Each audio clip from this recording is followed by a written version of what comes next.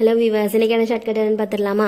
நான் லாஸ்ட் வீடியோவில் சொன்ன மாதிரி இந்த மாடல் சம் வந்துருச்சுன்னா நம்ம வந்து கோட் சிம்பிள்ஸ் இருக்கான்னு பார்க்கணும். அதாவது 2 டைம் மல்டிப்ளிகேஷன் இருக்கான்னு பார்க்கணும். இந்த சம்மில் 2 இல்லை 3 டைமே இருக்கு.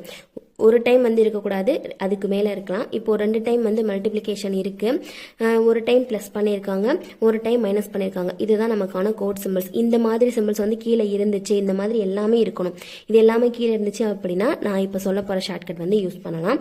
எப்படின்னா இப்போ கீழே சிம்பிள்ஸ் பார்த்துட்டோமா, இப்போ மேலே வந்துடணும். அப்படியே 147 அப்படிங்கிற ஒரு நம்பரை 3 டைம் மல்டிபிள் பண்ணியிருக்காங்க, 143 அப்படிங்கிற ஒரு நம்பரை 3 டைம் மல்டிபிள் பண்ணியிருக்காங்க. இப்போ நம்ம என்ன பண்ணணும் அப்படின்னா இந்த சென்டரில் உள்ள நம்பர்ஸை எடுத்துக்கணும். 147ஐயும் 143 இங்கிட்ட இருந்து ஒரு நம்பர், இங்கிட்ட இருந்து ஒரு நம்பர் லாஸ்ட் கொடுத்துருப்பாங்க இல்லையா, அதை எடுத்துட்டு அதை பிளஸ் பண்ணியிருக்காங்களா மைனஸ் பண்ணியிருக்காங்களான்னு பார்க்கணும். இங்கே இந்த சம்மில் வந்து பிளஸ் பண்ணியிருக்காங்க. ஸோ நம்மளும் இந்த 147ஐயும் 143ஐயும் வந்து பிளஸ் பண்ணிக்கணும். பிளஸ் பண்ணால் நமக்கு என்ன ஆன்சர் வரும்? 290 அப்படின்னு ஆன்சர் வருமா? இப்போ இது ரெண்டையும் ப்ளஸ் பண்ணும்போது 290 வந்திருக்கு. அவ்வளோதான், இதுதான் நமக்கான ஆன்சர்.